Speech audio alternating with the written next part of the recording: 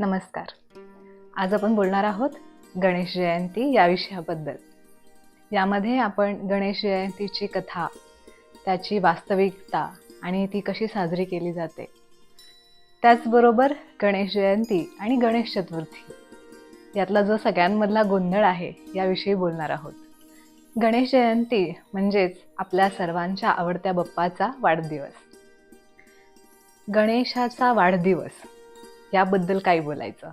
गणेश जयंती ही माघ महिन्याच्या शुक्ल पक्षाच्या 4थ्या दिवशी साजरी केली जाते, जी साधारणपणे जानेवारी आणि फेब्रुवारी महिन्यांमध्ये येते. गणेश जयंती हा दिवस माघी गणेशोत्सव, तिलकुंड चतुर्थी किंवा वरद चतुर्थी या नावानेही ओळखला जातो.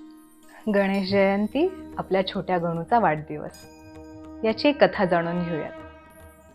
माता पार्वती स्नानासाठी गेलेली असताना ती आपल्या शरीराच्या धुळीतून, आपल्या शरीराच्या उटण्यातून एक सुंदर बालक बनवते.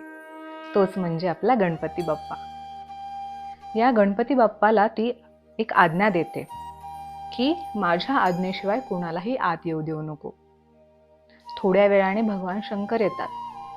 या छोट्या बालकाला काय माहिती हे कोण आहेत. हे छोटे बालक त्यांना आत जाऊच देत नाही. मग काय, भगवान शंकर क्रोधित होतात आणि या बालकाचा शिरच्छेद करतात. हे जेव्हा मातेला कळतं, पार्वती मातेला, तेव्हा ती इतकी क्रोधित होते, ती पूर्ण जगामध्ये प्रलय आणते. हे सर्व पाहून भगवान शंकर ठरवतात आता काहीही करून ह्या बालकाला जिवंत करावं लागेल. म्हणून मग ते ठरवतात माझ्या दृष्टीस जोही पहिला प्राणी पडेल त्या प्राण्याचं शिर मी या बालकाला लावीन. तेव्हा त्यांना मिळतो हत्ती आणि त्या हत्तीचं शिर आपल्या या छोट्या बालकाला ते लावतात. आणि म्हणूनच आपल्या गणू बाप्पाला हत्तीचं चेहरा आहे, त्याला सोंड आहे.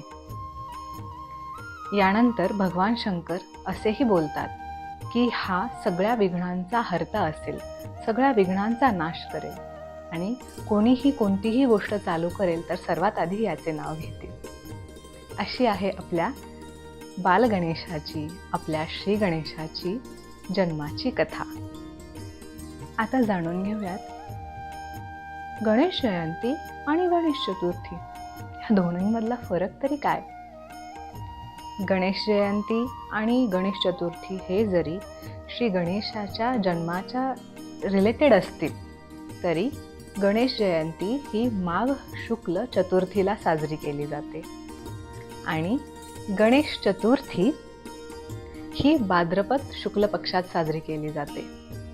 आणि आपण ही गणेश चतुर्थी खूप मोठ्या प्रमाणात साजरी करतो. फक्त महाराष्ट्रातच नाही, पूर्ण भारतामध्ये ही गणेश चतुर्थी साजरी केली जाते. आता बोलूयात गणेश जयंती साजरी कशी केली जाते. या दिवशी बरेचसे लोक गणेशाचे दर्शन घ्यायला जातात, त्याची आराधना करतात. काही लोक उपवासही करतात.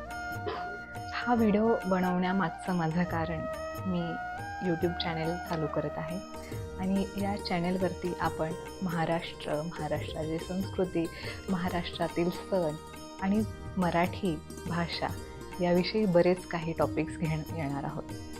आशा करते तुम्हाला आजचा विषय आवडला असेल आणि तुम्ही इथूनही पुढे मला सपोर्ट करा. धन्यवाद.